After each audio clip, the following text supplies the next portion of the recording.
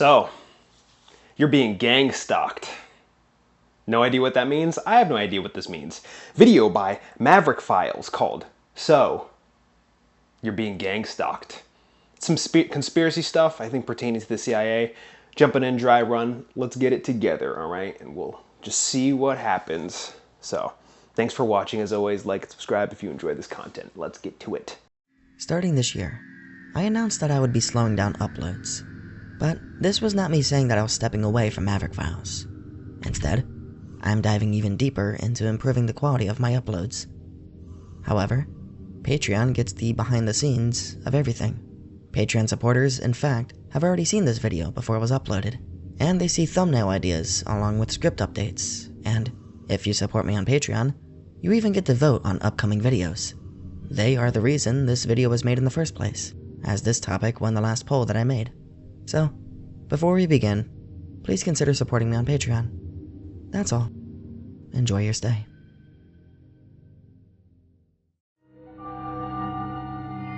There is nothing wrong with your television set. Do not attempt to adjust the picture. We are controlling transmission.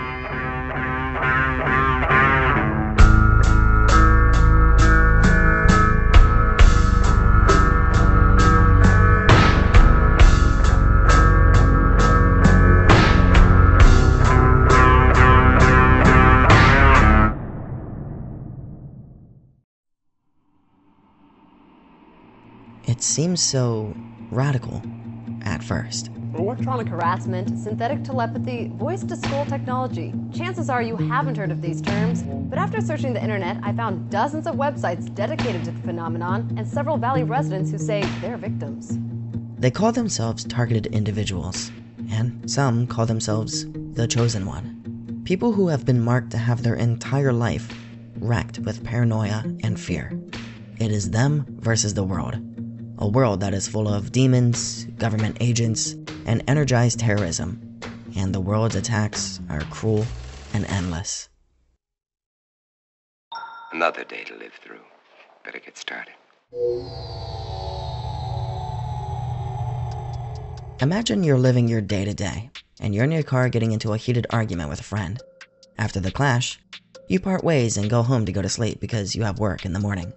On your way to work the next day, you stop to get a coffee, and while you're waiting in line, somebody behind you repeats verbatim and mockingly the most heated moment of yesterday's argument.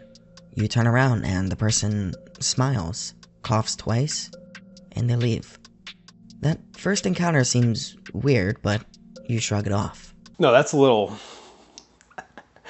I could understand if those people who see the world that way, who are a little bit paranoid to think that everyone's coming after them. You know, it's the confirmation bias thing. Now, something like that's a little bit obvious, more apparent, and it's kind of hard to shrug something like that off. It's like, were you listening to me? But like, even if it's more subtle than that, people are probably going to pick up on certain things here. I mean, I think the human brain is kind of just conditioned to do that, just biology, right? To pick up things that are potential threats. Confirmation bias makes people look at things in a certain way that makes it seem as if like there are certain things that are taking into account their disposition, the way that they view the world. I bet you like something like that's a little bit more specific, but like even things that are more tinier, that are more subtle, that would probably stick in people's heads for a longer time, which is scary, man, especially in this modern world of technology and this crazy interconnectivity that humans have. There's all sorts of layers that sort of endows upon people in their paranoia. It could exacerbate their paranoid mental state, which is scary because, yeah, you never really know, right? Wasn't there the Patriot Act? The government's able to watch the stuff that you're doing. Now, granted, that's not. There's so much happening. There's so much occurring. There's so much internet activity to the point where it's like you, for the most part, really don't have to worry about that unless you do particular things in a certain way that, you know, dings the bell. And the government is sort of incentivized to look into certain things here or there. But just the fact that that outlet is there and it exists and we're aware of it, that adds layers to potential paranoia, right? The very fact that, like, I've seen people who have, like, laptops, you know, the little webcam thing on the top, they fucking put tape over that shit. Because it's like, I don't want to be watched. But if it's like that, then literally anything, anywhere somebody could be watching you, anything that is connected to the internet. Not even just your webcam, but your phone. If someone really wants to get information on you, and they have the tech savviness to be able to do that, such as, I don't know, a government institution, they would be able to do that. But for the most part, I don't think you really have to worry about that unless there is something that is incentivizing that external force to be doing that. But just the fact that that's there and there's potential for that is very scary. Is that what they mean by gang stalked? We have to get some more information on that. So let's see what that's all about. You mentioned it to your significant other later that day. Later that night, you're on your phone and you notice a story in your feed mentioning how your significant other is more likely to cheat in the morning. Before you go to bed, your partner will tell you that they're going to meet a friend at the gym in the morning, and now you're on guard.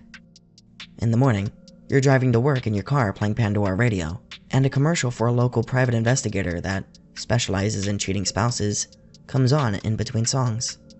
On your lunch break, you realize your partner hasn't called you all day, and as you scroll your feed, you see a comment mentioning how you are abusing your mentor position at church, and that no one likes you.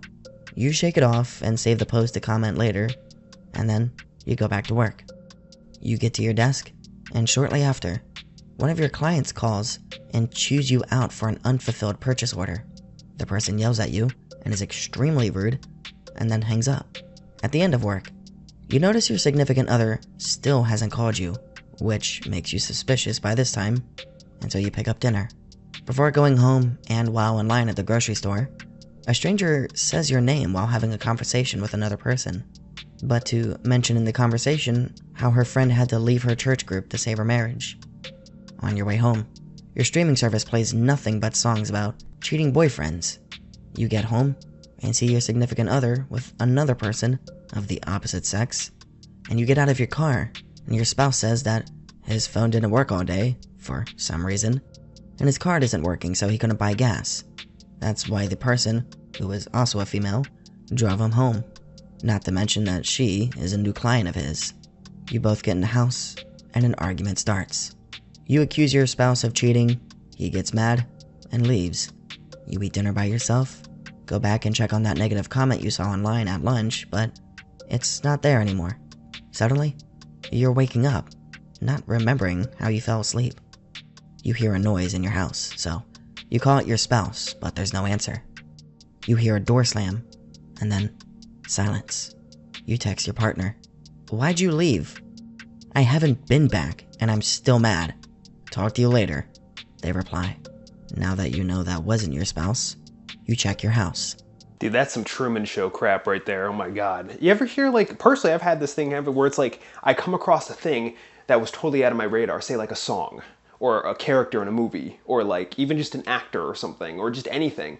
You see it once and you've never seen it before, but then suddenly in weird pockets here and there afterwards, you stumble across it almost seemingly organically, right? Like, there's a song that's played, oh, I've never heard this thing before. I've never seen it before anywhere else, never heard anything like it, and then suddenly, oh, now I see it somewhere else. And I see it again, and again, and again. I don't know what that phenomenon is called, but that's happened to me many times. I guarantee that's probably happened to a lot of you. It's just, it's weird. And these types of things can definitely play into your perceived, you're being watched, or something is happening around you that's almost taking into account your awareness of those things. And it's almost playing out in a sequence that takes that into account. Dude, that's freaky, man. Now, I always chalk it up to just like, oh, it's just coincidence. But it's weird when these coincidences keep unfolding back to back in these very specific ways. It's almost gotten to a point where it's just like recently, I was playing a game called Balatro. And the music, I really like it, sticks in my mind. And then suddenly, like, I've never heard it before, never played it, and it's been out for a little bit. But suddenly afterwards, I come across videos and with like, and made from different people that have the music in the background. And I've seen these people's videos many, many times before, but then suddenly after I started playing this game and became aware of the music, I start hearing it in these videos by these people, made by separate people, many, many times again. Almost like suddenly that was the trigger that brought it into my awareness. Like, man, the human mind, it's very much set up to be manipulated to be curated in certain ways to make it so that like your sense of reality is just hard to ground. And through evil forces can very much manipulate that and take advantage. Now, I'm not here saying that those things truly do exist, but the very fact that that is a potential thing, that is the baseline of where the human brain operates. It's what is entailed as a result of that, what could happen that really like creates such an immense margin of a gray area where it's like, dude, what the hell's going on? Who's around me? Oh God, that's some Truman Show shit right there. You find the lights are on, and the cabinet doors are open, but nothing's missing. You call the cops. They check the house, and see nothing missing or out of place. The police then ask you things like if you've been abusing alcohol or drugs.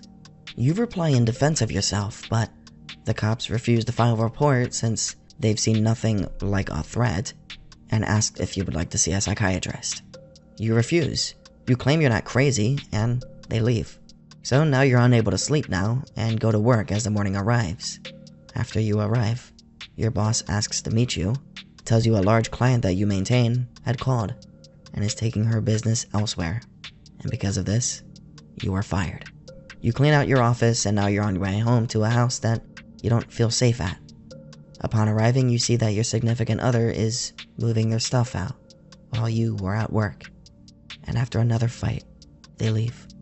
Now, home alone in your house, stressed out, and not feeling safe, you try to wind down with some wine as you wear your Harvard college sweats and you watch some TV. You pull out your phone and scroll your feed, and you begin seeing ads for the exact same Harvard sweatshirt that you're wearing. You're getting creeped out by that, so you go to Reddit to get away from social media, and you start seeing posts about how did you cause your breakup, and then you see a post about how unless you went to Harvard, you shouldn't wear the sweatshirt. And after that is another post that says, my friend, insert your name, is a fuck up. How should I tell them? Okay, a little creepy, but you clicked on it because you're curious. You start to scroll down on the comments, which start off mentioning how horrible Heather is, saying that she's a fuck up at work, and another saying that she's a wino and is never smart enough to go to Harvard. You have now reached situational awareness. Your watchers feel like they are in such a good position to do so that they can directly ridicule you.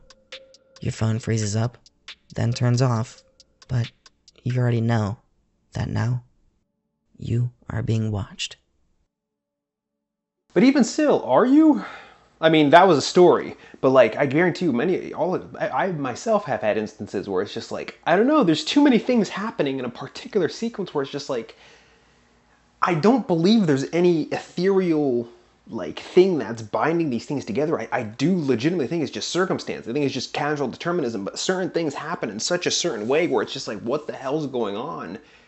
Like, I don't know. And with that, given what the human brain does, you almost want to denote a bunch of a meaning because of that, right? And that could bring you just down a rabbit hole of just, because you have your experiences in terms of what your purview understanding of the world is so specific to you and the things that you've gone through and the way that you've reacted to it and the information that you have access to the point where it's like you could never really have a grounding when it comes to understanding these types of things. Like, what is that? Why are these things? Like, who? Is there a who? Or is it just things happening in sequence? Is that it? But like, I don't know. It's just crazy. It's sort of like when you look at a photo or just a picture or just anything, or even clouds, right? Cloud watching, and you can make out faces, you can make out structures, it's like your brain is piecing things together. Is it just your brain doing that? I mean, in that instance, sure. But like something when it comes to like this, like you almost want to just be like, all right, I want to shrug it off, not a big deal.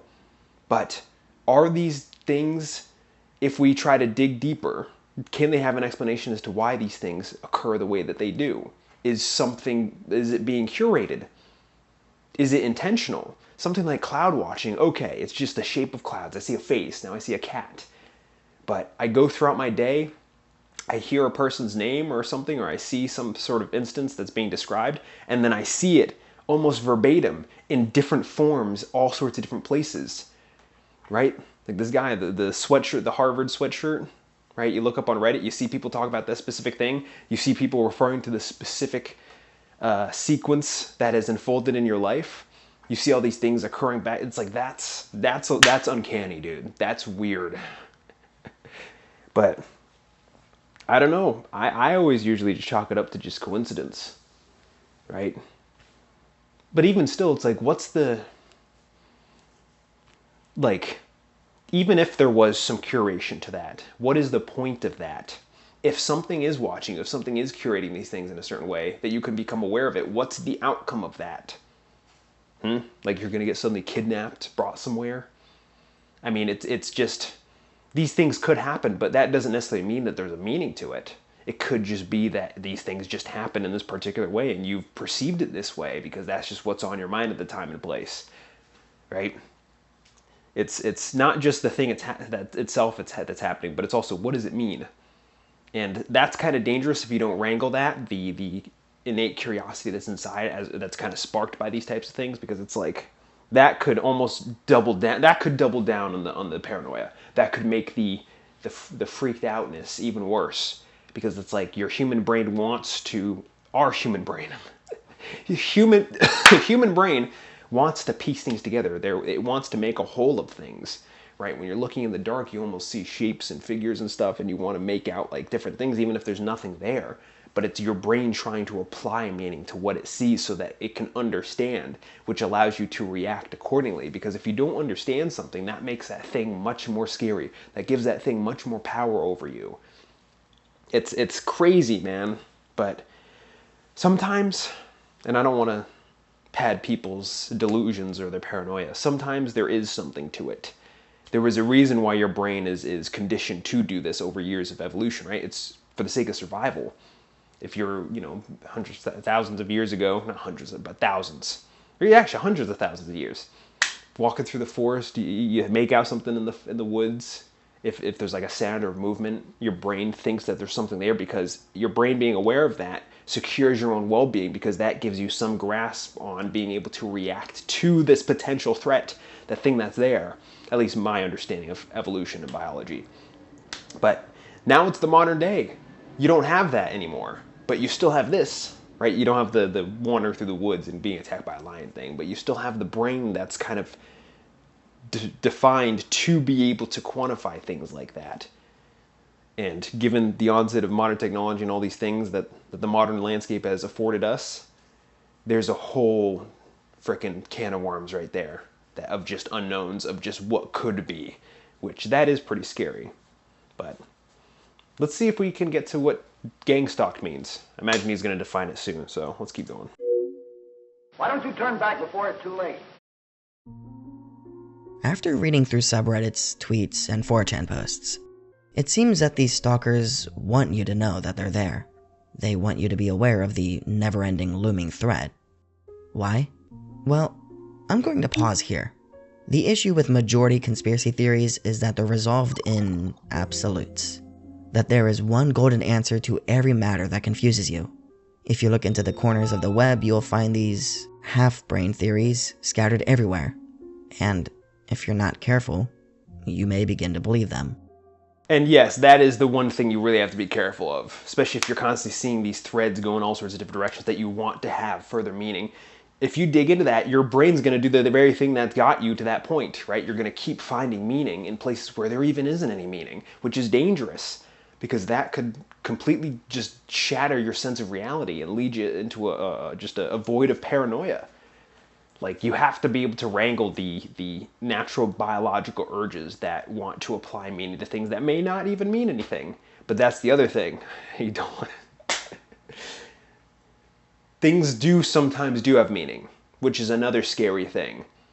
It's whether or not you can know that it's an unknown. The unknowns of the unknowns, right? That type of thing.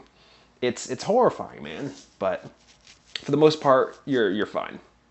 There's so much stuff that's happening. There's so many people, so many different things, so many different people have different priorities, yada yada. That, for the most part, overwhelming majority of the time, people are fine. You're not being watched. There is an outlet for that to occur, but it's not happening, right? Because there's all sorts of different people. There's There's billions of people in the world. How can those billions watch a few of those? Like, how can everyone be watching each other all the time when everyone's just got their own shit going on?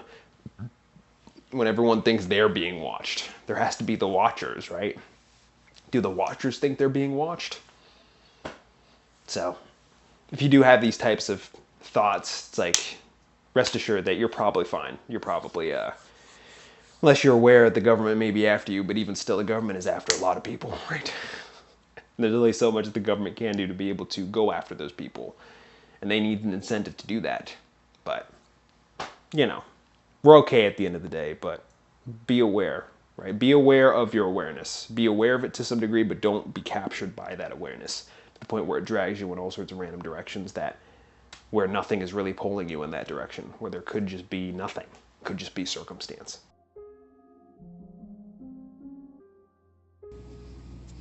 This individual is coming every day. He's been doing this for 4 years in front of our house.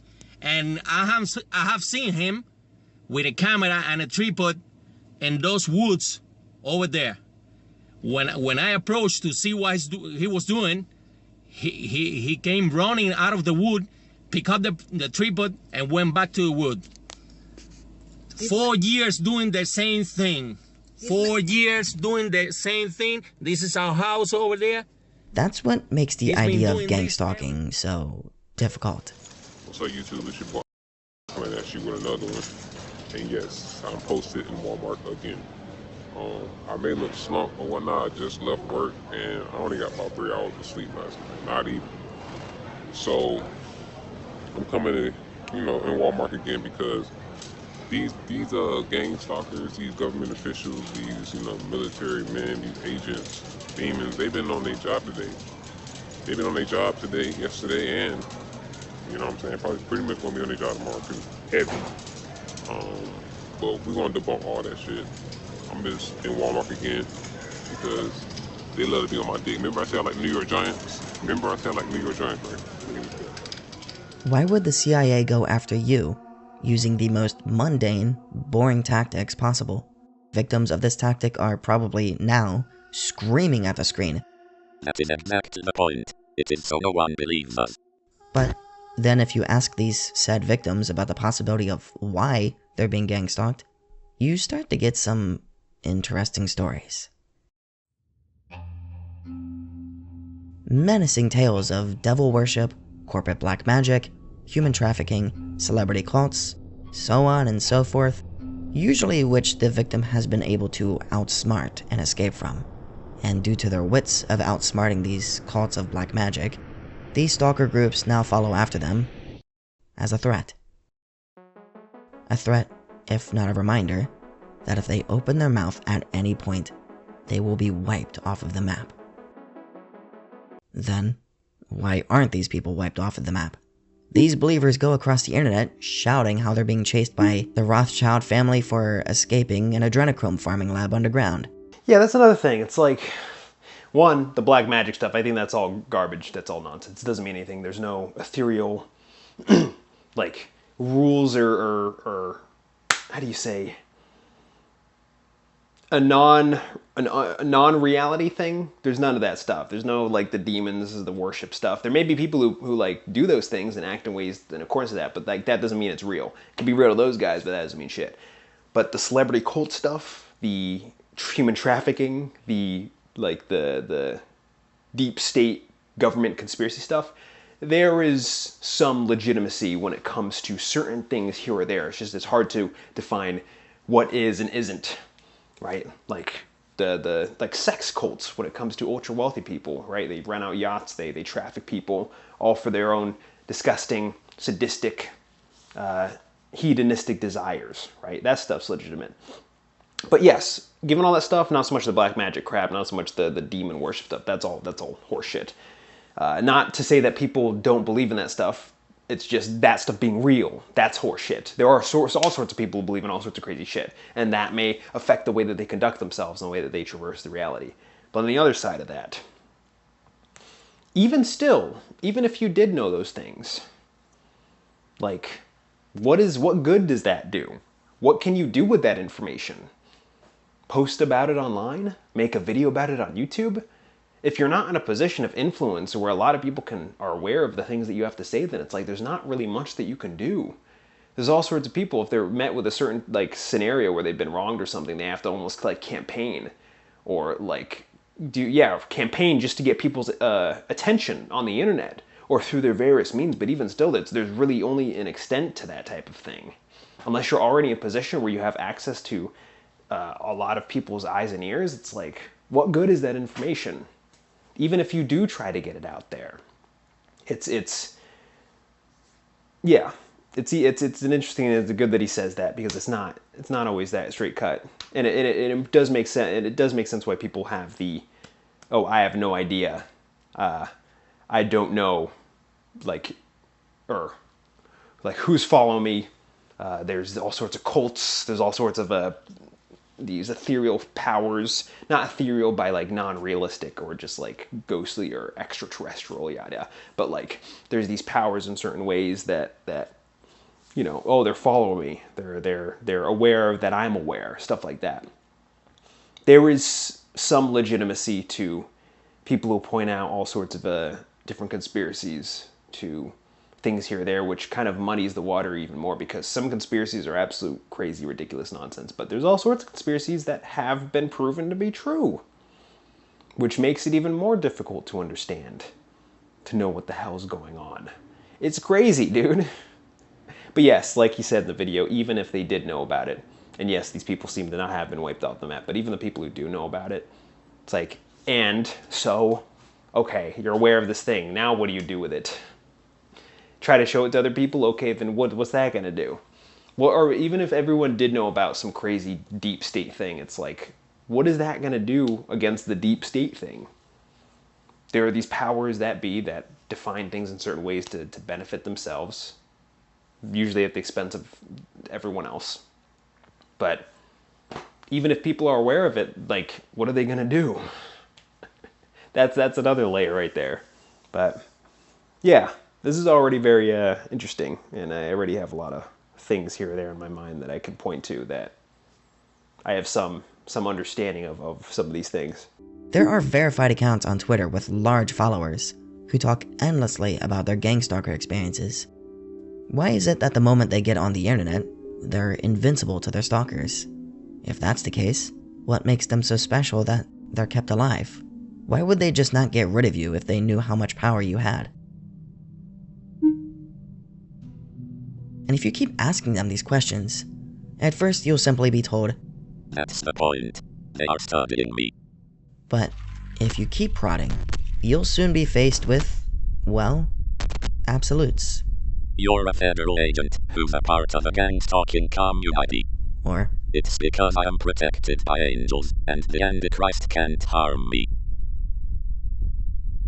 okay, I know I'm tearing into this, and the problem with me and the majority of the internet that does this is that some of these victims have evidence. Like, weirdly specific and rather eye-opening evidence. There are users on Instagram, Reddit, and YouTube who record what they believe to be genuine evidence of gang-stalking activities. Activities such as noise disturbances, highway stalking, and electronic probes. In contrast, chosen ones will shoot down the idea of capturing evidence of them, often brushing it off, saying that it's simply impossible, stating that these perps hack into their phones and delete any evidence, or that they break into their homes to wipe any security footage. Other times, when asked if they can present evidence, they will upload content of them parading around grocery stores, harassing random customers. So, when there's actually footage, it can be kind of haunting. Everything could have been so simple, but everybody's a meddling fool.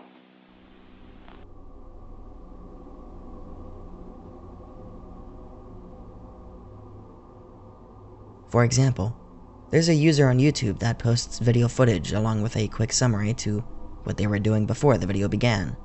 The first clip is of a mysterious car that speeds by their house, before it suddenly goes in reverse all the way down the road. The uploader then goes on vacation, returns home, and that very night, the car suddenly returns. In the video, you can hear the person having a conversation with some unidentifiable person before firing a gun into the air and driving off.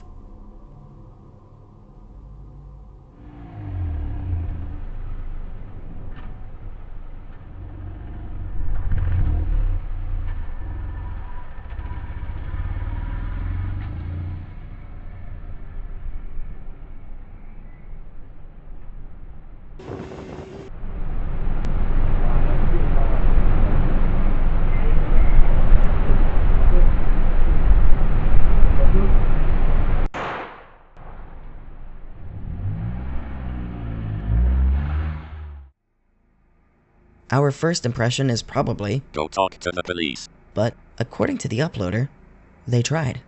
They tried, and the police silenced them and ignored their complaints. And going into the comments, you will find other commenters feeding into this idea. There's echo chamber of pessimism. Everyone you think can help you are all gang stalkers as well. That you're just wasting your time even trying to get justice. Your family, your husband or wife, the local police, everyone. Just give up and stay alone. This is another thing that makes it even harder because, you know, gang stalk. What's the difference between regular stalking and gang stalking? I'm guessing gang stalking is a bunch of people who is a coordinated attempt. But stalking, yes, that's a real thing. And it's not just, say if there is some legitimacy to what the person's saying and they have evidence and everything. You don't just have, let's just say in context to gang stalking, or at least the coordinated attempt. You don't just have those people who are doing that, but you also have like other people who might not necessarily, who aren't really part of that, but just don't believe it, right? But even still, even if they did believe it, what is there to be done about that?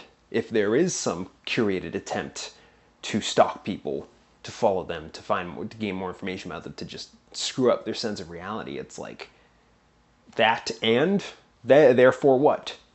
What do you do? Right? You went to the police, show them evidence, nothing happens. Okay, now what? Take matters into your own hands? Are these people trying to evoke a reaction so that they can siphon you into the system? I mean, this is Sweden. I don't know how bad it is when it comes to their governing bodies or how their rules and regulations work over there. But yeah, I mean, you take something like the police in America, a lot of them operate like gangs. And if you do something in a certain way that they believe threatens their sense of power and control, they will do certain things to screw you over, whether it be stalking, whether it be trying to tap your house, whether it be trying to create a scenario where you're more inclined to react in a certain way that would give them some justification to book you, to siphon you into the system. That stuff is legitimate. It usually boils down to people and the things that people are trying to do and what they can get from it. But it's like there usually needs to be incentive for that. Is it some information that the person has? Which even still, like, information's information. We live in a world of incessant amounts of information flying a bunch of different directions. Okay, you put this here and then it goes out and people receive it. Okay. That is one of a billion different things that people could receive at any time and place, at any day. It's like, unless you're in a position to be able to do something that could impede upon the integrity, not like integrity, and the integrity of what they're doing, right? The thing being defined, right? If there is these people in a position of power that want to maintain that power, this person comes across information that they could use, not just have the information, but hone it in a certain way to affect the institution of power over here, then it's like, okay, that's something there. But it's like, what does that even look like? Like, would that look like somebody who's in a position of power, a government authority, who comes across some information and is able to hone it in a certain way to affect the powers that be that are trying to maintain the status quo? There's all sorts of stuff like that happens, right? Or like some I don't know, politicians in some countries, different countries all around the world, and all sorts of different places, come across some gang activity, and politicians, like, you know, being paid by, I don't know, take some random example, say like in Mexico or something, some person running for a seat in Senate or whatever, however it works over there. They realize that like some other politicians who are passing laws in certain ways that affect everyone else, like they hold up. Sorry, I got a phone call from an unknown number. I'm being gang stalked. But like these like they come across information, maybe the cartel's paying like some other politicians to do all sorts of stuff, and they have that information and they're able to use it in a certain way to affect those people's positions, there you go. That's a perfect thing. Cause and effect. Makes sense why people would make certain moves in certain ways that would try to affect that person's well-being. But it's like something like that almost becomes a little bit more apparent, especially the outcome of that, right? Because if like this person has information, they're able to use it in a certain way to weaponize against these evil forces that are being, I don't know, propped up by these other evil forces. I mean, the result of that is, I don't know, the person dies in a shooting. They get attacked. Like, their life gets threatened, stuff like that. That's a little bit more obvious. But stuff like this, it's like this video that we're watching right here. We have no context to this. So we can't really say anything one way or the other, but it's like, what's the reason that these people have for wanting to do this type of thing? What if it's just a regular stalking, right? You have a stalker, right? Some guy or some girl who's absolutely transfixed or is fixated on this person, and just it's an emotional reason, right? But something like this, it denotes a little bit more, right? Like some conspiracy stuff, some deep government stuff. It's pretty crazy. So I'd like to see more evidence stuff, more examples.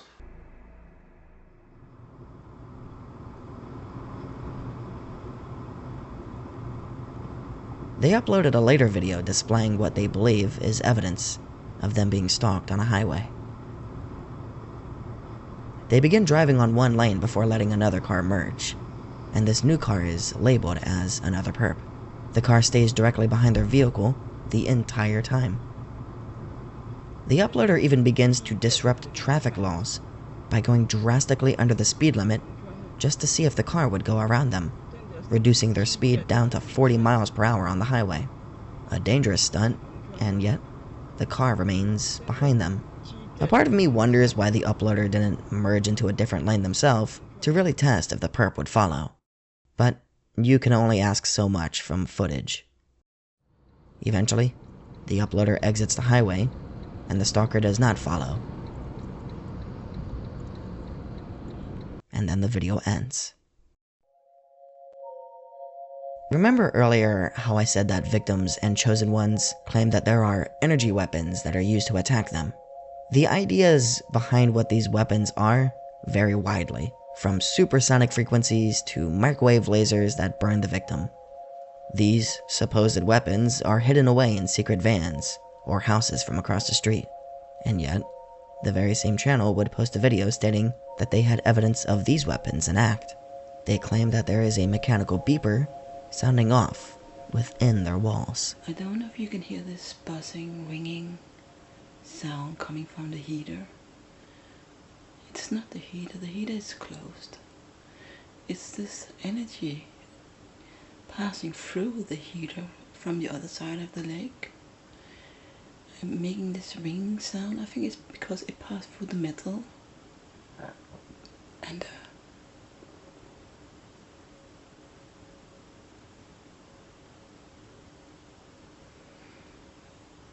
it just keeps on all night. And this is what is affecting my body.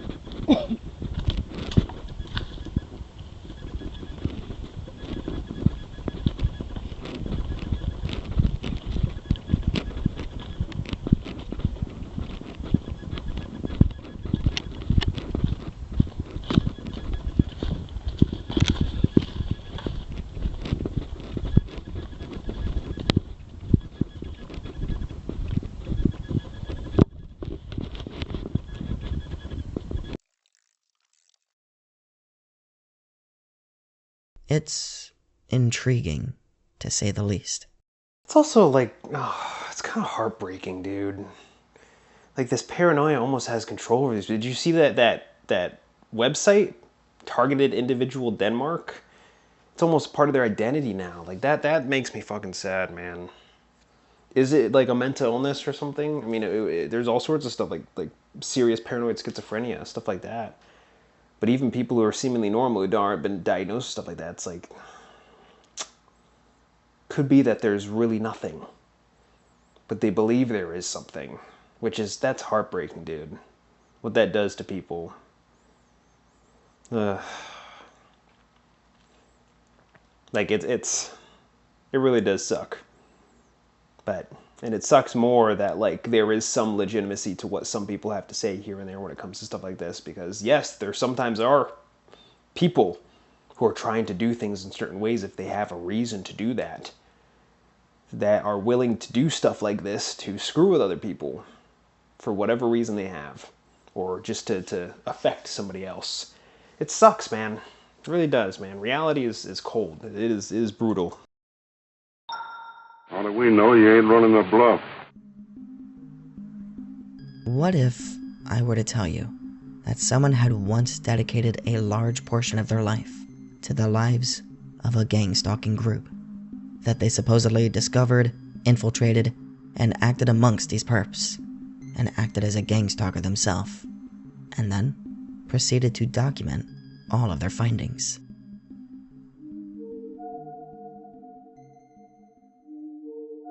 Who are we? We drive the ambulances that take you to the emergency room. When your house is burning, we put out the fire. We are security guards. We protect you at night. You only have electricity, phone, and cable service. Because of us. We are the janitors. We have the keys. We fix your cars. You don't want to mess with us. We're like the police. Except we are above the police.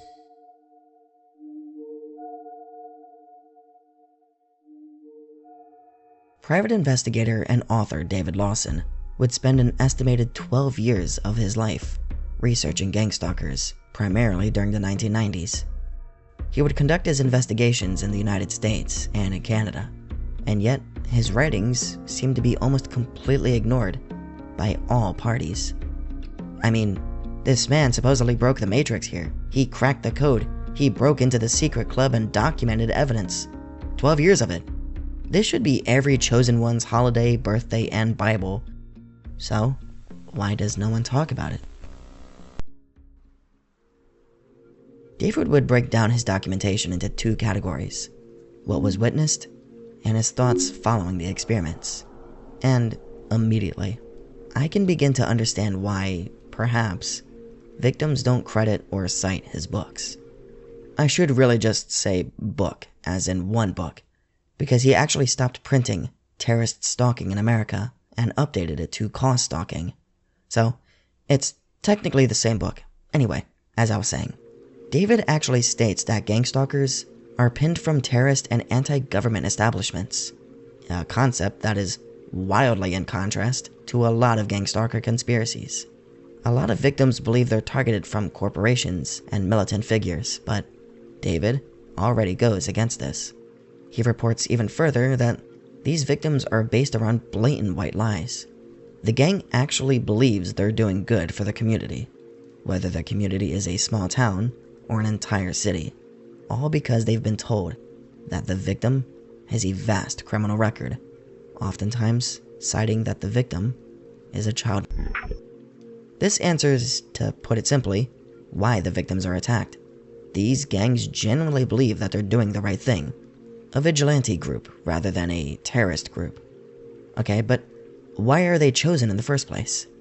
David conjures this up to multitudes of reasons. First, being the obvious. You're a whistleblower, you know too much, or you are too loud of an activist. Therefore, you get followed and stalked as punishment. But he also speculates that a victim could be, maybe, next in line for a wealthy inheritance, whether it being financial gain, acres of land, or a new house. Unfortunately, David also states that some victims are merely chosen as practice. A conspiracy theory that many victims do believe to this day, which may only fuel their claims of being quote-unquote studied. David claims that he interviewed all who were involved, from stalkers to targeted individuals to the local authorities, who, surprisingly, actually play a part in both ends. I won't go into every single interview because, well, there's a lot, and I have so much more to get into. That's crazy, and it always seems to circle around back to, what do you believe? Who should we believe? Like, why are these things happening here and there? This guy's giving a good explanation, but I would be more inclined to listen to what this guy has to say other than he's just giving all sorts of information that would seemingly coincide with the experiences that a lot of people say. Granted, not the reasons as to why, right? Some people say corporations, other stuff. This guy's saying, no, just these are freelance groups almost, hired by other groups that are tasked with just following people for all sorts of different reasons, whether it be for vigilante reasons, whether it be for monetary reasons. That stuff's fucking eerie, dude, honestly. Things people do to each other, like, it really just, it sucks, man. And it's like, it always seems like, it never seems to be for the sake of, I mean, it's for the sake of what they consider to be right, righteous, and good, and moral. But it's like, what's good and moral about that, dude? Just say how it is, man. If there's somebody who's got something that's going on, or at least like, okay, from the gang stalker's purview, right? If they're coming at it from a place of being righteous and doing good, and they're not in a position to be able to enforce justice, right? Which, like, you don't give a fuck about justice if you're outsourcing to freelance vigilantes. Like, come on. Vigilanteism's not the way. It's emotionally satisfying, sure, but it's like, really, you have unlimited amount of resources and you're able to do whatever and whenever, and this is what you choose to do with it, right? Like, come on. That just seems vindictive. That seems counterproductive to the thing that they're trying to work towards as an outcome, such as enforcing righteousness or justice. This just seems shitty, which, I mean, that's implying that what this guy's saying is true, which I could see something like that, 100%. People, you ever see any, like, thriller movie where cops are tailing some guy, or, like, trying to, like, tap his house or stuff, or, like, jack into his phone lines, which that's what kind of means the same thing, or just follow them, see what they're up to, stuff like that, yeah. And through the context of those, like, thriller movies, like, they're doing it for a good reason. But then you just have to trust that these people are doing it for that reason. And of course, in those movies, we see it from their perspective. But imagine from the other person's perspective where they may or may not have done something good or bad. Point is, they're being, tailed and all these things. It's just, it's crazy, dude. And it's crazy that, like, there's only so much that we can know or find out to be able to discern what is and isn't, which makes it even more difficult. Because it's like, what the hell's going on, dude? What the fuck is happening? What, like, really messes with your sense of reality. City employees can be used to harass a target in many ways, including tearing up the road in front of a target's home. Employees of pest control businesses who have access to the keys for apartments, and those who work for alarm and locksmith companies, are also of interest. Surveillance is conducted 24 hours a day, 7 days a week. When a target leaves his residence, they will alert the group, either by cell phone or by business band radio. Other members who are patrolling the perimeter to watch for police and other vehicles driving in the area will race to the location to begin pursuit. If the target flushes a toilet, he might hear a car horn, the sound of a power tool, or hammering, for example. Entry will likely be gained through a member of the janitorial staff, pest control, or alarm technician, since they all have a right to enter. They may even be able to approach a landlord and gain his cooperation after convincing him of their quote-unquote higher purpose. He may also cooperate out of fear. Okay, these are some wild claims, but how did David Lawson even become a gang stalker? Well, rather easily, he says. In his book, he talks about how he got involved from just hearing about activity from a scanner. He said his scanner picked up on a random woman reporting that she was now following a vehicle, and she listed off the car model and the license plate number. And sure enough, later that week, David would hear the same woman over a scanner report on different vehicles numerous times. Eventually, on the same frequency, he would hear murmurs about grabbing a bite to eat at a nearby restaurant. So, he packed up his things, and David headed out. Once he was there, he states that he found the group openly discussing various activities as if they were the police, and that the real police were also in the same vicinity as all of them. David would discover that these groups shared an AM radio station where they broadcasted conspiracies to other willing listeners, discussing things such as Waco or Ruby Ridge. They called it hate radio, and with this new radio station, David would tune in regularly and discover coordinates to a local group meetup.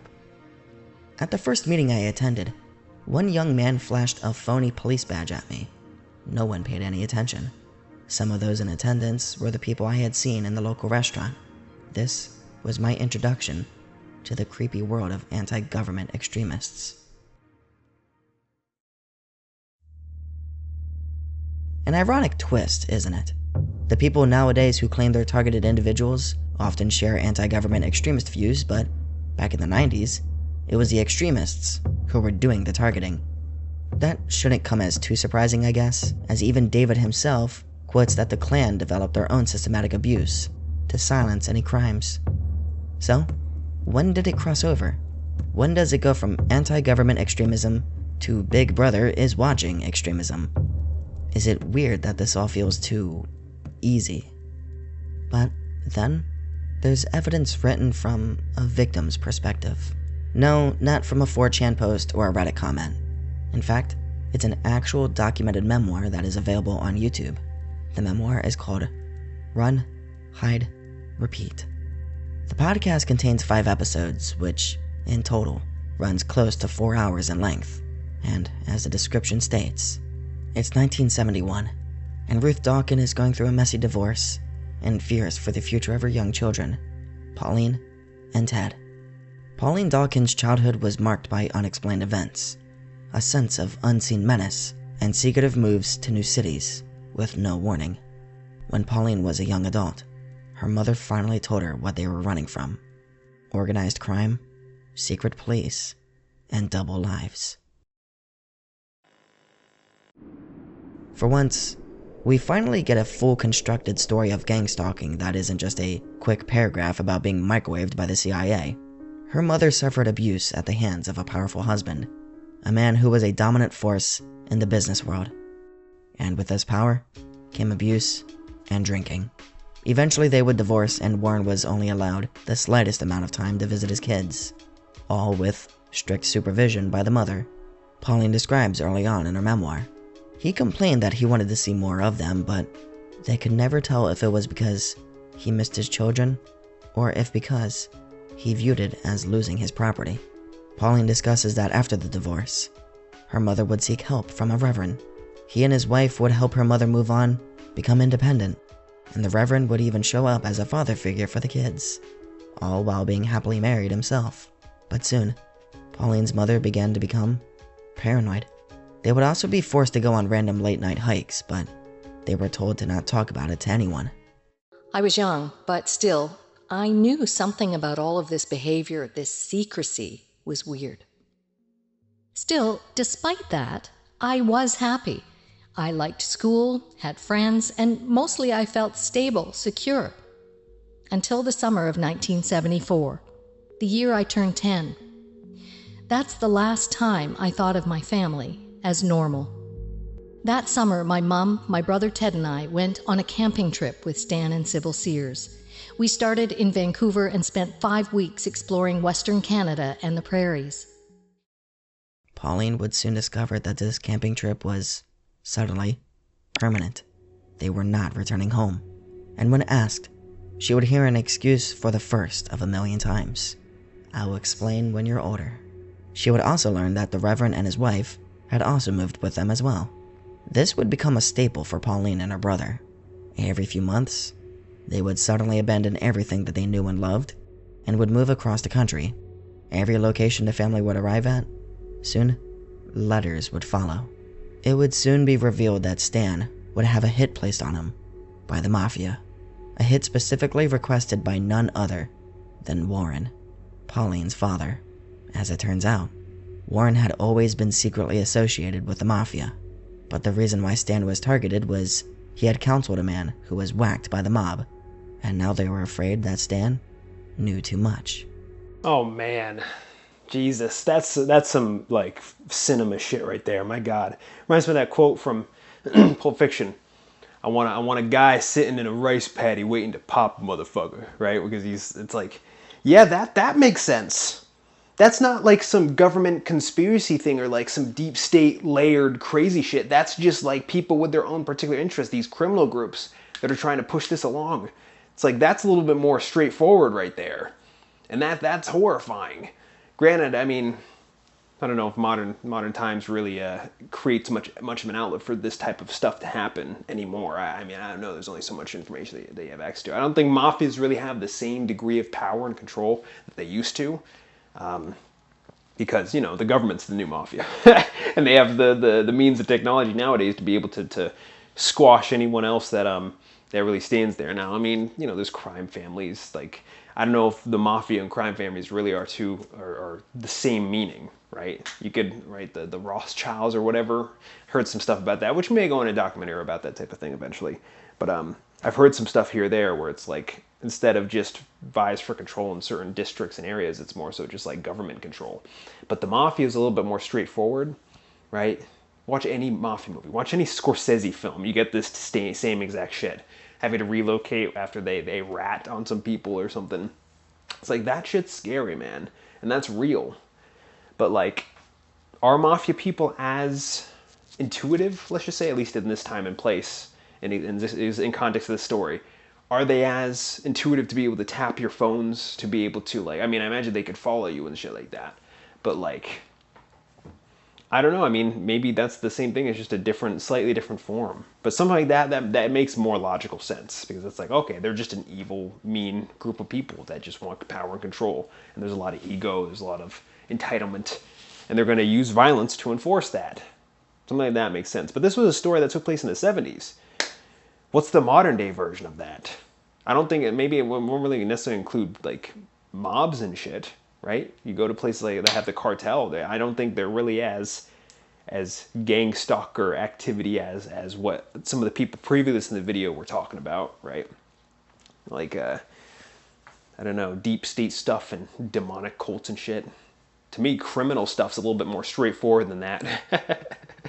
Just bad people vying for power. I mean, in the end of the day, that's usually what it boils down to. But I don't know. That seems more of a more quantifiable thing than the other thing, right?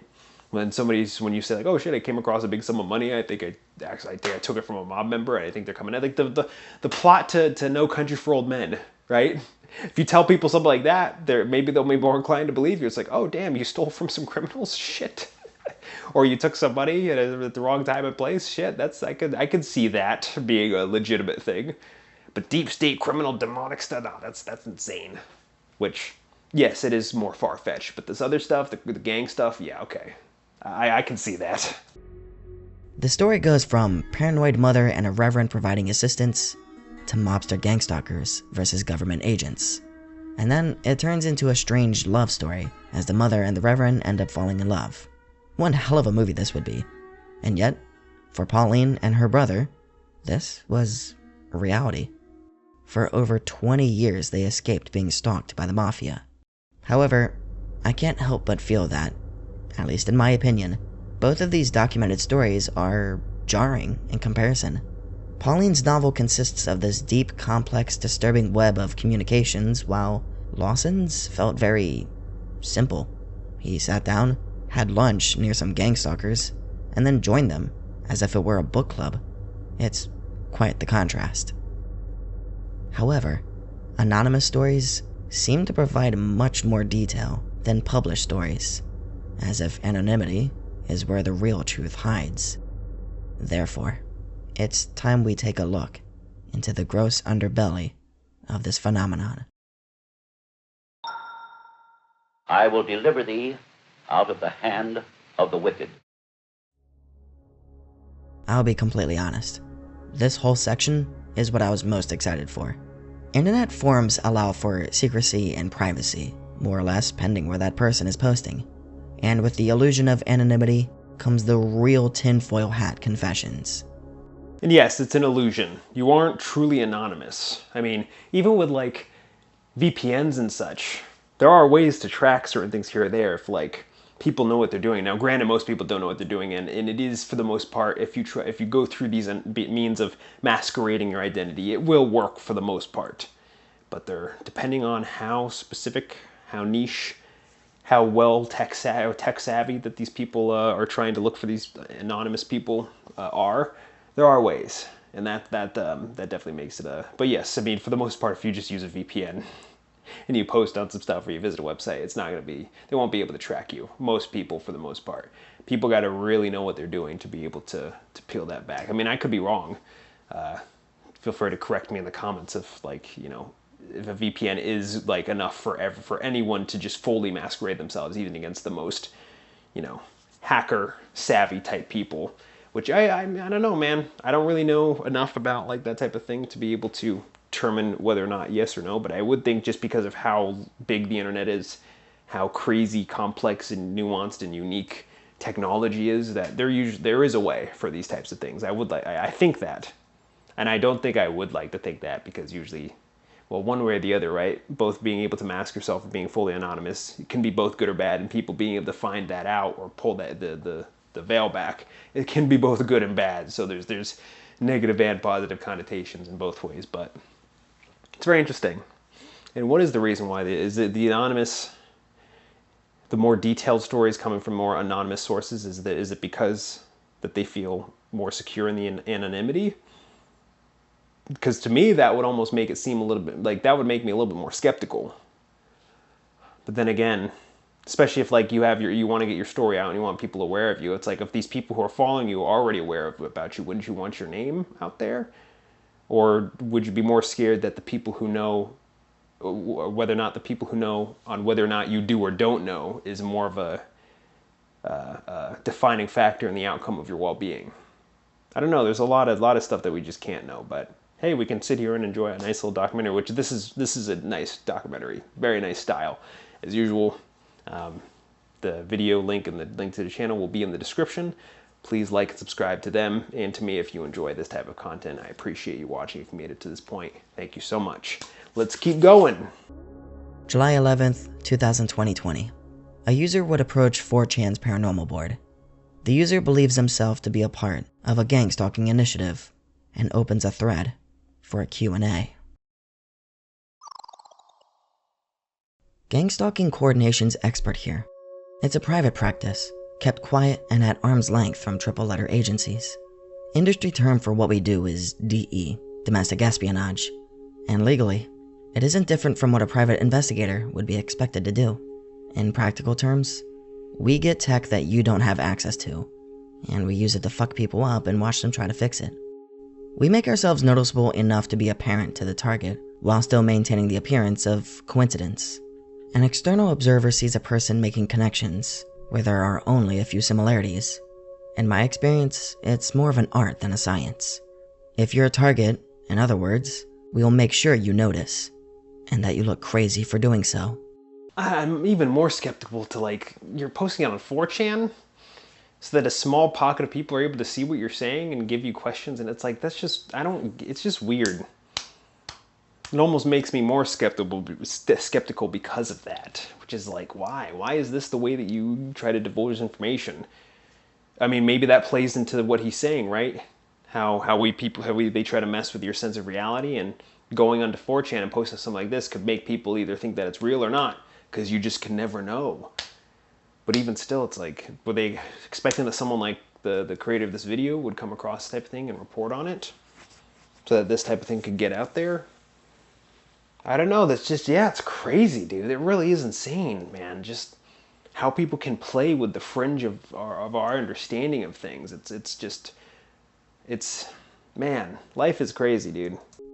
How to tell the difference between a coincidence and a gangstalking incident. Per Goldfinger, once is happenstance, twice is coincidence, 3 times is enemy action.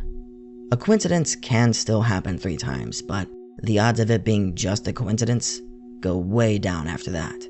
I'm basing this on how long it takes most people to notice the difference, of course. we've had some oblivious motherfuckers who get followed for years without picking it up.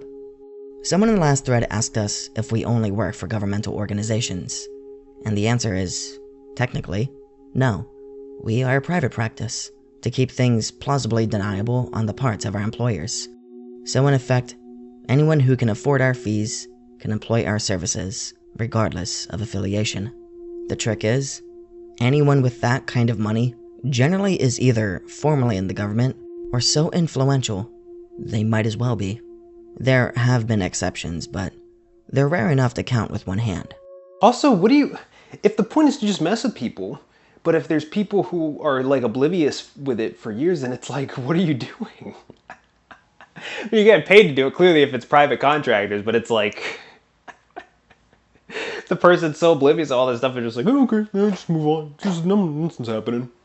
You're just fucking ripping your hair off while you're sitting in your car, while you're like listening through your sonar or something. It's like, what then? The point is to mess with what you get paid for. I mean, you're getting paid for it, clearly, but what if the result isn't that? What if they're just like, shit, I just don't have any awareness. I don't know, I'm just going through my life. It's just another coincidence. What then? What do you do? And even so, what's the goal? Is it solely just to screw with people? That seems so petty. That's so weird. Why would people waste their money? Is it just a vindication thing? Is it just like a power move? What's the benefit to doing that? I can understand if you like the gang stalking for the sake of acquiring information to that will later then determine what you do in reaction to this, especially if it's the vigilante angle. And it's like, okay, we're collecting information on this person because we want to know if we can make arrest or something, or charge or whatever it is, or do something. But it's like, what's the point of just screwing with somebody? Especially if you're in a powerful, getting paid by people in powerful positions. Is it just to cause suffering? I could kind of understand that. Oh, I do understand that. But it's also like, that's the way that you do that? There's way worse things that you can do. You can hire a hacker to steal someone's identity. You can steal people's information and use it against them to destroy their life. But just to screw with someone emotionally, both of which are untraceable in different ways. But it's just weird the way that this is the way that people go about just causing. Because without the vigilante angle, with just the vindictive, hateful, causing suffering angle, it's just that's the way that you do that when there's considerably worse ways to do it. And in ways that are just as untraceable. It's just weird. It's very interesting. Not to say that given my opinion on people, I do believe that people are willing to be this petty. It's just the ways in which they're being petty. If you're going to go balls to the wall, if you're going to go pedal to the metal, it's in your position to be able to do that, then why don't they do that? Why do they go the angle of mild just trying to screw up their reality? Trying to get them in a psych ward? Aren't there other ways you can do that? It's weird. I don't know. I don't really understand the motive there, at least through that angle. But let's keep going. Why do people get gang stalked? Why did it only happen to me frequently when I was at my weakest? Now, when I'm stable, they rarely show themselves. There are many reasons, and the rule of thumb is that if you are, you probably know why. Not always, of course. And the more unstable targets will start talking astral fairy magic out of the gates. However, anyone who says they're being followed because they know state secrets or have other information are probably right. From the perspective of the powerful, having someone killed or disappeared is unreliable. People prepare for the potential of getting killed, but what they don't prepare for is being made to look insane, far less being driven to that point. It's a slow burn, and it risks information leak, but it allows you to neutralize leaked information once the source starts talking about gang stalkers. Does it? Because yes, having someone killed or disappeared, that's more obvious, much more blatant, which almost gives more credibility to the things that the person may have been saying. But I don't know. Given the craziness of online circles and the stuff that people do and don't believe, it's I imagine there's all sorts of people who would be willing to believe all these things that these people are saying. There really is no standard as to what people will or won't believe. I still don't really understand that as a motive. To discredit them? Aren't they already discredited from their position in the hierarchy? right? Even if you do have some information, being able to get it out there and for people to respond to it, that's a whole other can of worms there. That by itself, it's even without the gang stalking, it's like it's going to be unreliable for that person to get their information out. So it's like, what? It still doesn't make sense to me what the point of that is. I mean, it would make more sense for the emotional aspect of it just to screw with somebody. But there's other ways, worse ways that can cause more damage to screw with people. It's just, this is such a weird thing. I don't get it. Maybe we can get it more with more information. The user's thread lasts for hours, with users asking about personal connections, experiences, and military involvement, and being given vague answers. Can you ever retire? If you keep your nose clean, it helps to change your name and get some distance between you and the work. But if you make yourself not worth the money and time to go after, you can go to your deathbed without any issues. Or so I'm told. This would be the final answer that OP would provide to this thread. A few weeks prior to this thread, another poster would create a gang stalking thread, a topic that isn't really uncommon for the X-board. The user would start off with some, might I say, gibberish rhetoric, before suddenly spending the next several hours creating a survival guide to gang stalking, or as they title it, COINTELPRO 2.0. They copy and paste from a website that now lay desolate, creating his own table of contents. In this table, we get chapters such as, why is this happening to you? How to solve this? Microwave and radio wave radiation. In total, the user would write 32 chapters. If you want to listen to everything that was written, I recommend you check out Tetsuya's video, which I linked down below, as he proceeds to read everything that this user wrote. I don't know, at that point, it kind of just becomes kind of like a lore thing, like the back rooms or like SCP stuff. I think it's more so just an internet thing, like story thing at that point. Writing 30, how many chapters on fucking, what, 4chan? At that point, it just almost becomes story stuff, like people just like getting into the cool backward, like little back rooms, using, not like actual back rooms, but you know what, like the cryptid stuff. That's almost what, it seems kind of akin to that at that point, which it could just be, I don't even know, what do you call that, right? Internet story time, like lore stuff, that stuff, like people may just find interest in doing that type of thing, but for it to be real, that stuff, the other stuff, the mafia stuff, absolutely, I 100% believe that. The first thing that they went over, like the government stuff here or there, sure, maybe, here and there. But this next part, which is way more interesting, I don't know, this part seems a little bit kind of tapering when it comes to actually being real. That, like, because it's just, I don't know what the reason is for that, aside from just screwing with somebody in a particular way that you just find more interest in screwing people with. Like, what's the point? It's weird. All right, let's keep going. After this, the poster would tie gang stalking to being a tool of systematic oppression created by the FBI. These tools were created as psychological warfare techniques to break one's mind and will. This tool is none other than COINTELPRO. COINTELPRO is an abbreviation for Counterintelligence Program, a program that actually operated for almost 2 decades, running from the 1950s up until 1971. Its purpose? To discredit, weaken, and diminish any political parties that oppose the United States government. Often known to be used against the Black Panthers, the Communist Party, and anyone else labeled as suspects of the state. When a target was chosen, their name would be slandered in the press. If an outsider agreed with the views of said party, they too would be seen as delusional or a potential suspect. Your whole community would turn against you. So, for peace sake, why get involved in the hassle and just avoid the party at all means necessary? I mean, you don't want to sound crazy, right? Dude, doesn't that already just happen with modern day politics? You have your Thanksgiving arguments at fucking dinner, like... It's just another layer of shit to add onto it. Even so, it's like, what, okay? Like, talking to old Uncle Timmy, he's telling me about his crazy conspiracy stuff, his crazy super right-wing conservative stuff. It's like, dude, you don't even need the gang stalking shit for that. That stuff already happens. It's weird. This part's a little off. I sort of can file this under the lore stuff, just the internet, like, lore crap. It's just interesting. I don't know, it's just keep breaking here and there, but it's just, I don't know, I'm not even sure what to say about this stuff. It's like, humans being humans, yeah.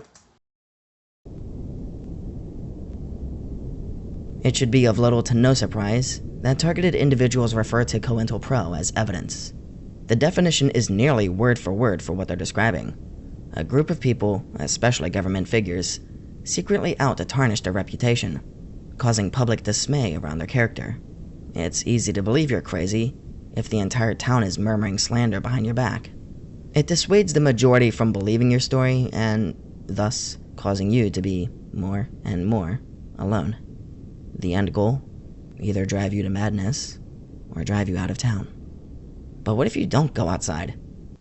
What if you're an introvert, a recluse, someone who refuses to partake in society? How are you targeted then? And that is when the belief of energized weapons begins to conjure. At first, I was going to joke about alien ray guns and all that, but I decided to take this more seriously. I looked into these wild claims, and what I'm about to show you might seem borderline fictional, but it is very uncomfortably real. A startling discovery is made.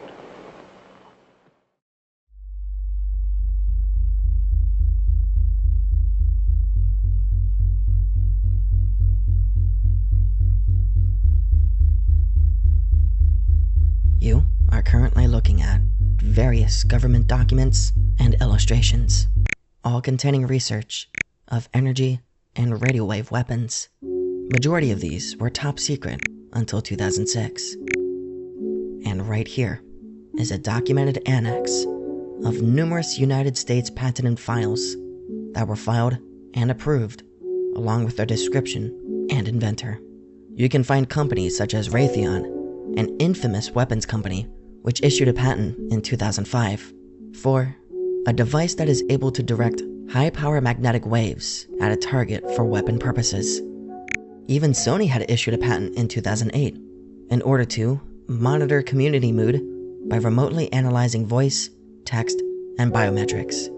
I guess now is a good time to bring up another Sony patent, US 8246454B2, which requires users to yell the advertiser's name in order to end a commercial.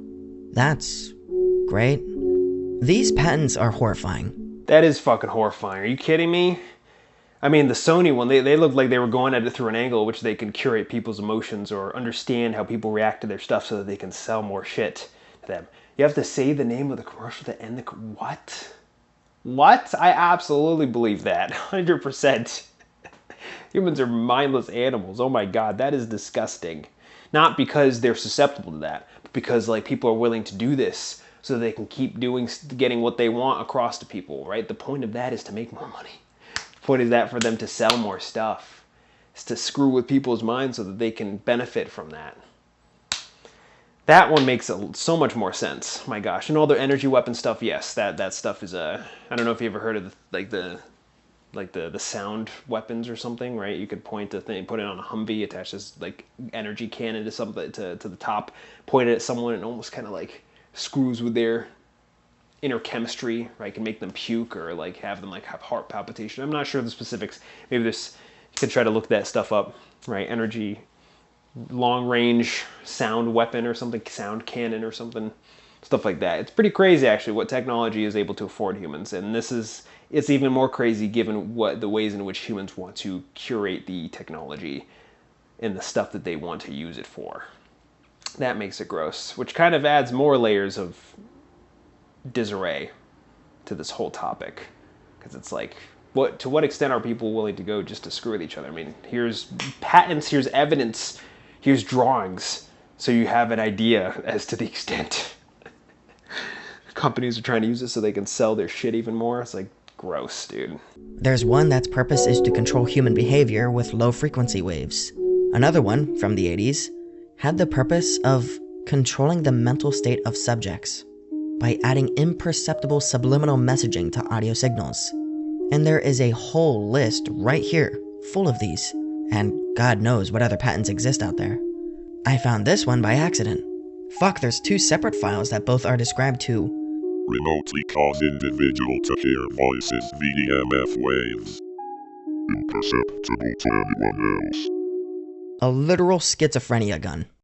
I mean, with all of this, it's not so hard to believe the victims. There is documented proof that the government has had no issue with the idea of toying with controlling thoughts and behaviors of other human beings. There is a book that you can buy, or you can just find a PDF of it online, called The Reality of Psychotronic Weapons Today, written by Preston Bailey, PhD. The book covers many different patents and weapons that the US government has funded, including a distributed sound and light array debilitator, also known as the puke ray. It generates lights and sounds in a specific manner to overload the brain. Prolonged exposure can result in even more unpleasant effects. Hey, I called it right before they brought it up, but it's another thing. It's like also using these incredibly advanced hyper-tech weapons to screw with individuals for your own vindictive reasons. Not to say that I put that beneath people, but it also just seems, and granted, yes, it makes sense why people would use all sorts of money and resources just for something as shitty as that. It makes sense, but it's also just, it's just weird. Such a petty, dumb, grunge thing to do, honestly. Yeah, at this point, I'm not even sure, man. I guess, yeah, it could be real here or there, could be just exaggeration. You could just never know. And if you try to dig deeper, it's almost like you're shooting yourself in the foot, because it's like you're never going to know if what you're taking into account, or all this information coming across, is real or could be applied. It could just be making your own situation worse and your own sense of paranoia. Man, that's crazy. We're totally just blurring the lines between reality and just farce or just exaggeration. You don't even know what could be exaggerated, because some of these things, it's legitimate. It's crazy, man. This is fucking crazy. Including nausea and vomiting. Bailey even states that there's a machine called the Medusa, a weapon that creates audio to disorient targets, but it goes completely unnoticed by the human ear. It apparently uses pulses of microwave radiation to generate shockwaves inside of a person's skull. Okay, yes, so there's weapons made probably for wars, but that doesn't automatically mean that they're used against citizens, right? I mean, sure, the NSA record our every movement. And sure, the FBI created the counterintelligence program. And sure, the CIA created the Tempest operation, which is used to spy on your electronic device screen by intercepting the radiation that emits from your device. And sure, the CIA performed MKUltra, where they spent decades attempting to brainwash citizens. And sure, the CIA performed the Stargate project, where they attempted and documented psychic abilities. And sure, the CIA operated Project Chatter, which was designed to obtain information from citizens against their free will. And sure, the CIA made Project Artichoke, where they attempted to create assassins through drug-induced hypnosis and would force addicts to go into withdrawal and attempt to create a new personality during their amnesia-like state. Yeah, that makes it even more difficult.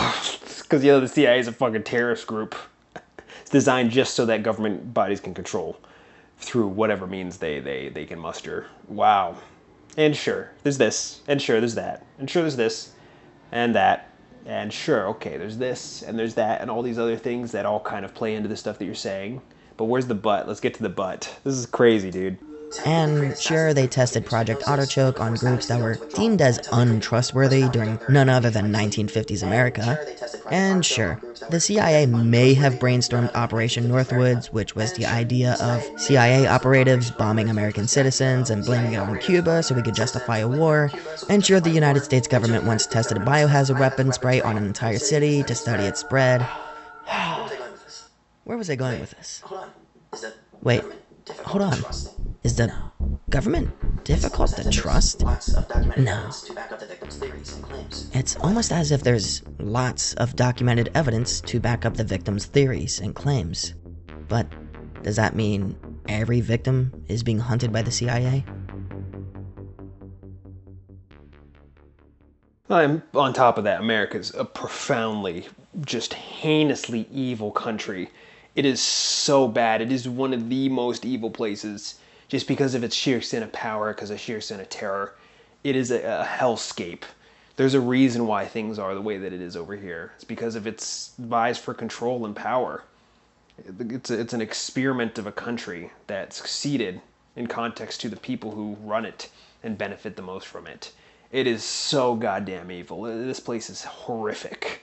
When you peel back the layers, man, there is no fucking end. There is, like, it's an endless pit of just depravity, and there is no fucking bottom to it. It goes infinitely. It is so bad, dude. Well, no. Do you believe in mental telepathy?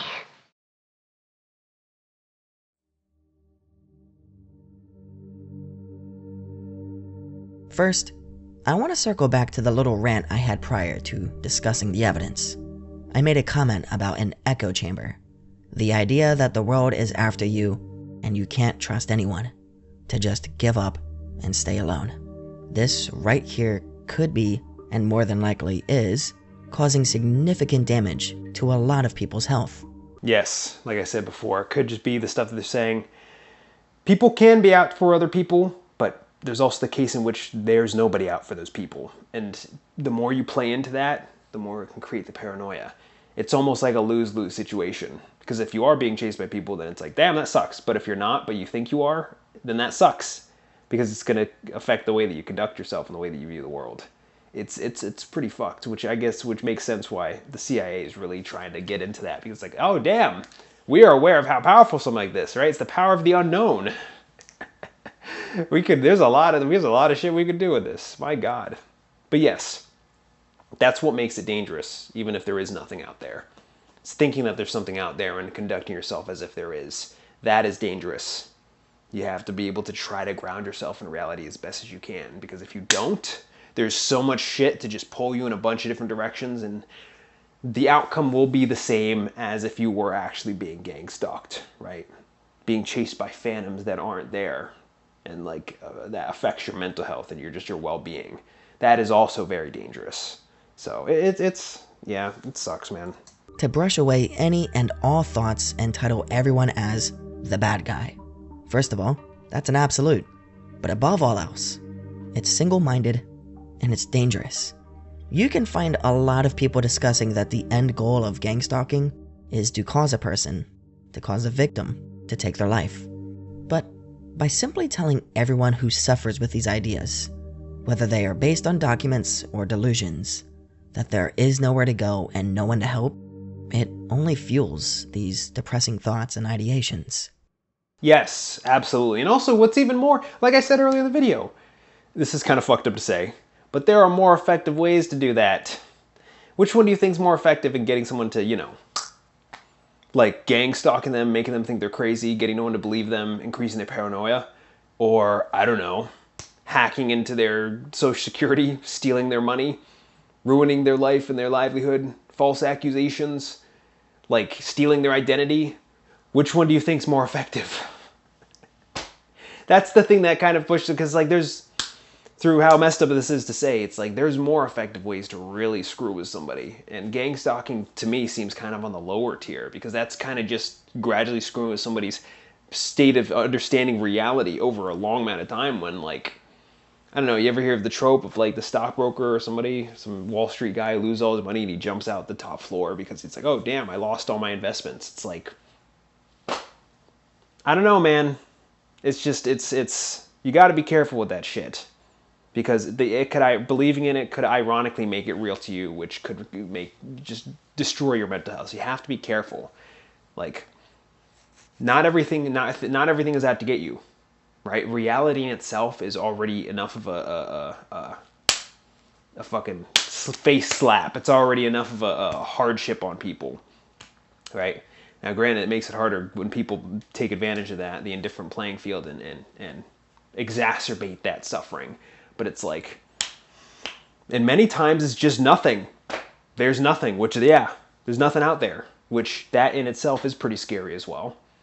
But it's kind of like for me, like some of the greatest fears that I have. I'm not really scared of things. Now, granted, if I was encountered a bear in the woods or like a shark or something physical, or like a human that's out to hurt you, yes, okay, a tangible thing. But there's the intangible stuff that's way more horrifying, like the passing of time, the cosmic expanse, like physiological detriment, like ailments, health things, like all sorts of things that happen in reality that just unfolds. Like those things are to like cosmic, psychologically horrifying concepts, stuff like that. That stuff is just as real. It's not stuff that's necessarily out to get you. It's just stuff that is. It's the intrinsic aspect of the human condition and the condition of reality and existence. That stuff's pretty scary, and I think that's scarier than the potential forces that are out there to get you.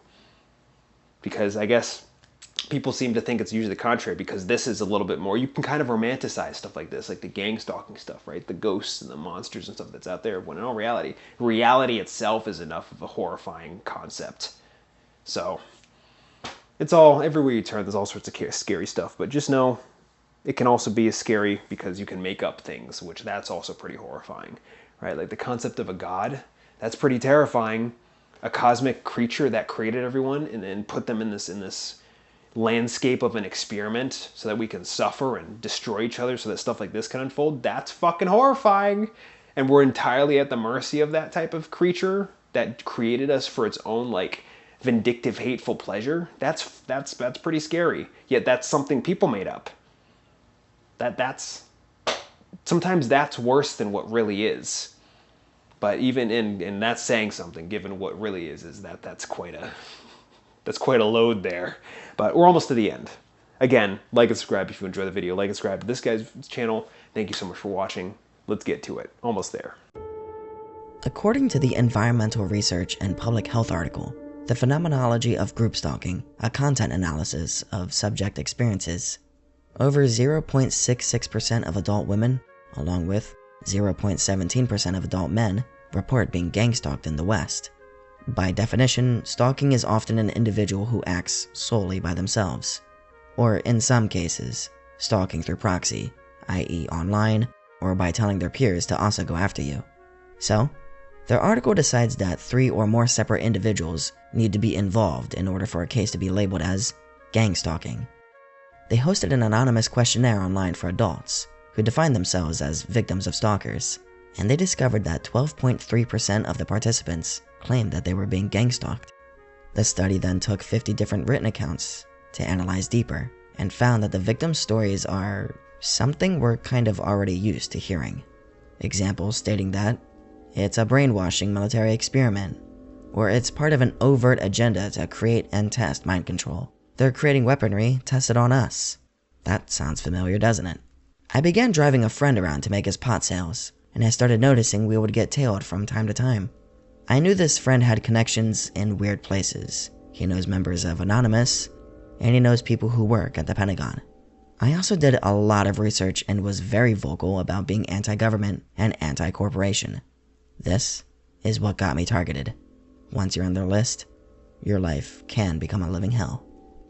Because I refused to join their devil cult and become an operative, I would become a victim. My invitation to join came at an early stage via voice to skull. This article even boils down similar traits between each victim's story. 94% of the stories mention being followed or surveilled. 80% mentions a conspiracy theory, normally involving government agents. 66% share direct physical interference and harassment. 44% mention being targeted via noise, and 40% of victims mention mind control. In the end, the article seems to acknowledge that there is a gang stalking experience happening, although it's seemingly impossible to determine why there's one happening. The possibilities aren't necessarily endless, but with the little to no evidence besides word of mouth, it's difficult, if not impossible, to proceed further with a conclusion. Also, the mind control through gang stalk stuff is a kind of a romanticized idea of it when in reality, in everyday day-to-day life, you're kind of already being mind controlled by the media you consume, by the general ideas and notions that are most pervasive in a certain time or place. It's like in one way or the other, in every single facet of life, your brain is being curated by external forces. Disregard gang stalking. That's like more of a targeted, like, conspiratorial thing. But like just every day in life, when you scroll on your fucking phone, you're being fed ads. Everything. It's pretty crazy, man. Like, you can find the shit everywhere. It's just this one's more of like a crazy kind of internet lore thing. Not to say that it's entirely legitimate, right? Especially the energy weapon stuff. That's pretty fucking, that's pretty metal right there. But yeah, no, it's this is crazy, man. I love the information in this video. As usual, go subscribe to them and subscribe to me if you enjoy this. I already said that many times, but thank you so much for watching. Almost there. Something you'll notice quickly after reading online is the concept of schizophrenia, an unfortunate disability that millions around the globe deal with. But targeted individuals don't see schizophrenia as just a disability. They see it as a slur. If you bring up the possibility of a targeted individual having schizophrenic symptoms, they barrage you with insults. When I posted on Patreon that I was working on a gangstalking video, a supporter reached out and recommended a channel to me, and after only one single video, the idea of schizophrenia is already mentioned. Obviously, negatively. And the uploader responds to that comment, stating that every single person who thinks that they have schizophrenia is actually a targeted individual. Yet, when we look into the medical field for this very concept, the results are staggeringly different. I mean, wow, who would have guessed? At one point in all of our lives, we've believed in a story even before discovering if it were true or false. This is simply a human experience that most of us have. We hear of something that fits a personal agenda of ours, and if it fits what we're subconsciously seeking, then we don't always seek verification. So it's up to each and every one of us to keep ourselves accountable for when information is proven to be false. Except, have you ever heard of delusional disorder? It is when a person's brain actively struggles with facts, logic, and reasoning. And of course, it's much more complex than that. Humans with delusional disorder struggle to balance their beliefs between real and fictional. And what makes it worse is that if you discuss this with them, their disorder leads them to believe that you are wrong, and secondly, you're actively conspiring and working against them. The disorder isn't always associated with schizophrenia or schizoaffective disabilities. Sometimes, it can be trauma-induced, whether from emotional manipulation, family history, or even substance abuse. But the disorder remains the same. Victims struggle to believe when someone's helping them, and struggle to grasp between reality and imagination. Similarly to schizophrenia, if gone unchecked or against medical orders, the symptoms may increase. Symptoms like hallucinations, psychotic depression, or manic episodes of bipolar disorder are just some ideas, but the delusions can spread into other areas. There is delusional jealousy, where you believe your partner is unfaithful regardless of the lack of evidence. There's grandiose delusions, where you believe yourself to be deserving of a crown, you're all-powerful, and you're immensely rich, despite your social status. And then, there are persecutory delusions. To suffer with persecutory delusions is to believe that you are at the end of a developed evil plot. You're being tracked, followed, you're being spied on and lied to, and all of this will result in harm. These symptoms can lead a victim to have anxiety, depression, and insomnia, and if gone untreated, it can lead to a state of mental impairment. The severe damage is not instantaneous in most, with many people maintaining a high level of functionality for years. But their delusions, these hallucinations and obsessions, often resort the person to their own personal prison. But of course, to the individual, it's more of a personal solitude. No one can be trusted, and no one is allowed inside of their shelter. These individuals could become too frightened to step outside of their shelter, even for work. This act of solitude and seclusion only heightens their depression, with some cases even facing suicidal behaviors. This is why it's dangerous to just go online and trust what others say. I mean, you can apply that to anything, but you could be hearing stories of pure hallucination and getting advice from victims who have all but completely shut out every individual of their life. Advice such as, give up and don't even try. Advice that completely rejects the medical field and looks down upon health specialists. There are special forms of treatment if you feel that you have symptoms, which last for weeks at a time, and if you're willing to ignore internet forum moderators. I'm not gonna sit here and say the cliche, take meds, schizo, as professionals have even heavily stated that medical supplements alone are not effective towards helping with the symptoms. The best recommendation is to seek a professional to talk to. Do I believe gangstalking is real? Honestly, yeah. But that's with the inclusion of cartel members, grassroots drama, and other criminal activities. However, the chance of everyone on the internet who claims they're being stalked by alphabet agencies and shadow governments is next to, if not entirely, laughable. That's just my personal opinion though. I will admit, there is something I did not discuss. There are people who believe they're gang-stalked by demons and demonic energy, but I'll be honest. The idea of gang-stalking spiritual warfare is far from my niche. I attempted looking into the idea, but a lot of the videos I've watched seem to be more of support groups rather than information pieces. So, that's a topic I'll leave for the more spiritually involved. Alrighty, very nice video, very well made. Final thoughts. Try to have a grounding of things. I mean, what does that even mean, right? Speak to people, right? You need trust in life to be able to enjoy it. I understand the lack of trust. That's totally understandable. And he kind of said verbatim what I said before, and we kind of agreed on the same thing. That essentially he believes in the mob stuff, the cartel like stalking, the individual stalker stuff, but the deep state government stuff is pretty kind of ludicrous, which I can understand that. Yeah. Try to it's good to have doubt for things, but too much doubt can definitely be a detriment to your overall well-being. Therapy, that's a good thing for everyone. Everyone should have that.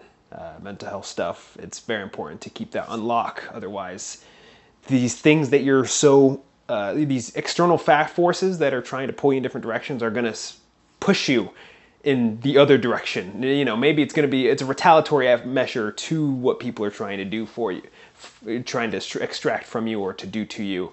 It's crazy out here, man. But yeah, as always, thank you so much for watching, and I'll see you in the next video.